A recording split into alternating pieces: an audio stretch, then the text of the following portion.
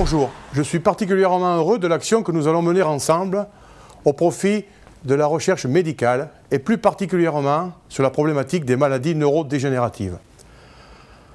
En accompagnant le projet de Clinatech, le centre de recherche biomédicale du CEA de Grenoble, nous allons ainsi affirmer nos valeurs de banque coopérative mutualiste, valeurs de responsabilité, de solidarité et de proximité.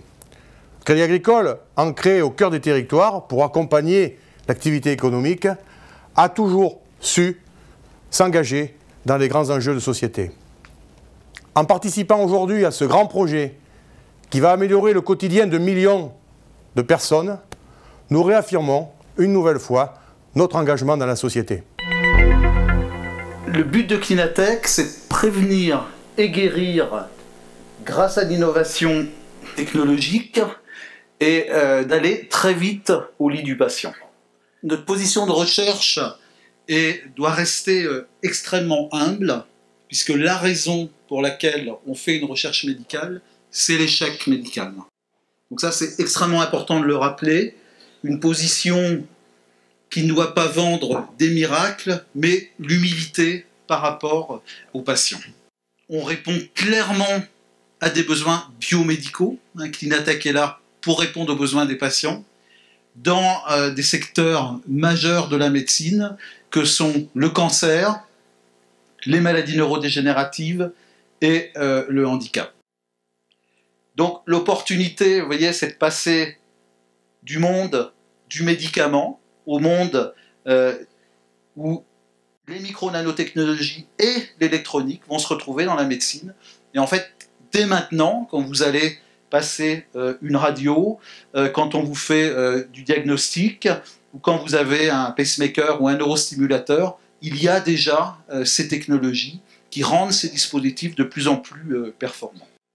Alors, le but de Clinatech, c'est de répondre à un besoin biomédical, c'est de continuer cette route qui a été ouverte il y a 25 ans par Emile Benabit, c'est-à-dire l'utilisation des dispositifs pour le traitement et de la physique. Vous voyez, le courant électrique, vous verrez qu'il y a d'autres éléments physiques qu'on peut utiliser. Et la perspective très récente, explosive, de pouvoir mettre des micro-nanotechnologies, la miniaturisation, la multifonctionnalité dans tout ça pour améliorer encore ce qui avait été décrit il y a 25 ans avec des outils, somme toute, très classiques et rudimentaires. Donc, pour faire ça, on a décidé, effectivement, grâce à l'aide complètement motrice du CEA, de créer un centre dédié de dimension internationale dont le but est de développer l'utilisation des micro-nanotechnologies et l'électronique pour la santé, avec quelque chose d'extrêmement important, c'est de le faire dans les meilleures conditions de sécurité pour les patients, mais aussi, ce qui est demandé par les associations de patients, une rapidité du transfert au lit du patient. Et élément extrêmement important, rien ne va au lit du malade si mon innovation n'est pas industrialisée. Ce qui veut dire que très tôt dans notre démarche, on prend des brevets, on crée, il faut le faire de plus en plus en France, des startups, on travaille avec les PME locales, puisqu'il faut industrialiser pour pouvoir disséminer les technologies pour le plus de patients possible, avec une dimension de coût qui est compatible avec la situation économique d'un pays. Donc le challenge qu'on s'est donné, ça a été effectivement à l'initiative d'Aliouni Benabid et de Jean Terme, c'est de transférer une partie de l'hôpital, une partie de la recherche biomédicale qui était au CHU, sur le site de Minatech, donc ce campus international où se développaient les micro-nanotechnologies, donc quelque chose de probablement un peu fou, puisqu'il fallait amener les malades sur le site de conception de la technologie. Et je le rappelle, deux objectifs à cela. D'abord, que quand on décide de développer les technologies pour les patients, on ait discuté très tôt avec les patients, avec les médecins, avec les familles, pour avoir un cahier des charges qui s'adapte à leurs problèmes. Et actuellement, de nombreuses technologies ont des problèmes parce qu'on a des prototypes et qu'on les met au lit du malade sans avoir assez discuté ces prérequis. Et puis un élément qui pour nous est majeur et qui justifie ce qui a été quand même assez discuté au début, c'est que si on veut de l'innovation, il faut rencontrer par hasard des technologies qui ne sont pas dans le domaine de la santé.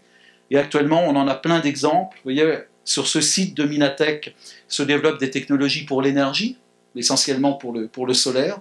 Là, par exemple, on envisage d'utiliser le solaire pour éviter d'avoir des piles de pacemakers ou de neurostimulateurs qu'il faut changer. On a toute la micro-nano-électronique, et puis la physique et les grands instruments.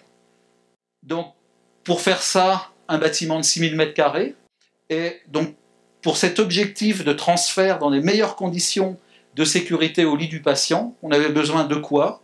On avait besoin d'un secteur où les ingénieurs adaptent la technologie à une parfaite interface avec le patient. Donc je voudrais conclure en vous remerciant clairement pour l'apport financier.